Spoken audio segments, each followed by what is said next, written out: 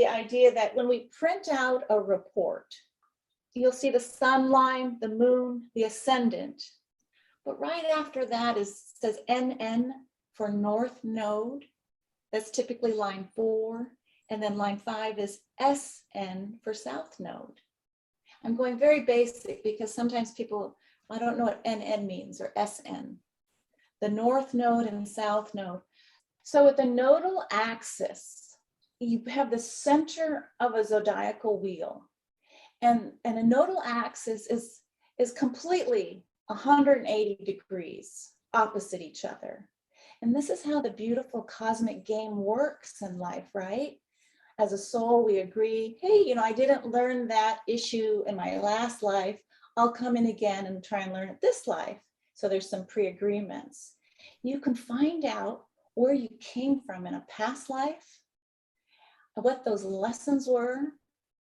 And you can also see on the 100% opposite what the lesson is now that will challenge you in this life.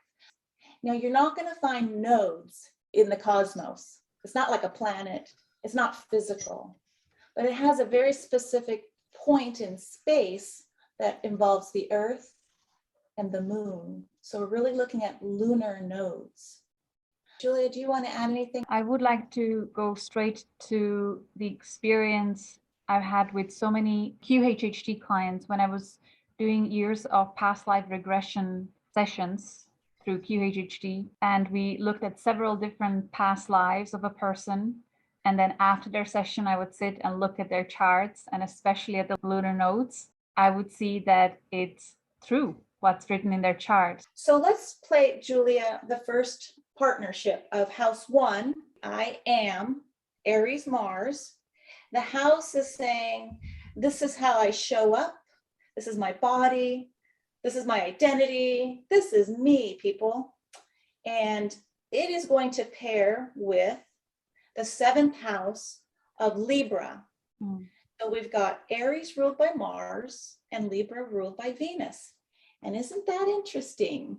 That whole Mars, Venus, male, female. Aries, I assert.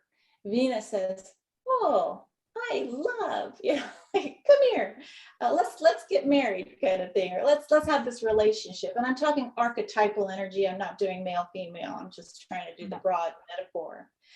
So 1st house, 7th house.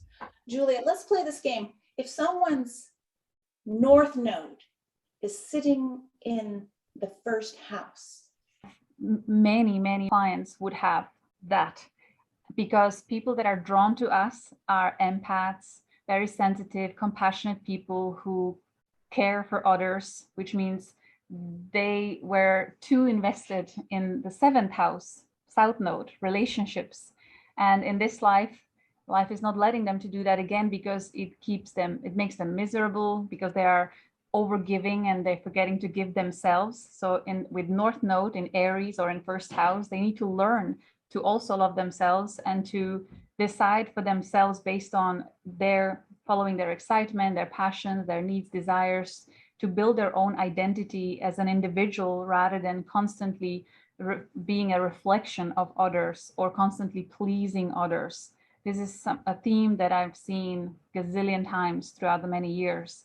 So whenever you have someone with North Node in Aries, encourage them as much as you can to not feel guilty about saying yes to themselves and saying no to someone who is misusing their goodness and kindness. It's most of all about guilt. You know, they're not used to saying no. And if they do, they feel guilty. So usually they're born into family dynamic where it's quite complex relationships, toxic relationships, and it's their parents who taught them to feel guilty when they're not pleasing them. So you need to really point it out to them and make it crystal clear that this is the theme that they need to transcend and work through, and suddenly they'll be so relieved to hear that, and they'll change very quickly. And their paradigm will shift. They'll let go of those manipulating people in their life, and they'll start finding people that actually love and support them as emerging leaders. It's a really common theme. Does that help? It does. And you remind me that, you know, when you look with a client, it helps explain, oh, this is why I chose that family. Mm-hmm. Or this is why those experiences happen to me. It almost, you kind of step into owning your own destiny. And I love what you say, Julia. Sometimes there's the childhood, there's the adulthood, and then there's this period of grace where it's our calling out to, you can just sit there and wallow in your victimhood, or are you ready to try and balance and rebalance the whole axial energy? Once you know what the setup was. So, okay, North Node in the first house. What happens though that the North Node is in the seventh? So we'll just do this. I would have had less of these types of clients, because they would be quite almost, well, not necessarily selfish, but they would have had very strong self-confidence and identity built over several lifetimes. They had the opportunity to be leaders, to be the decision makers, to be the pioneers. So you then need to feel into how much light and love and consideration and compassion they already tapped into. So it's actually not a bad thing. They are, not selfish and egotistical.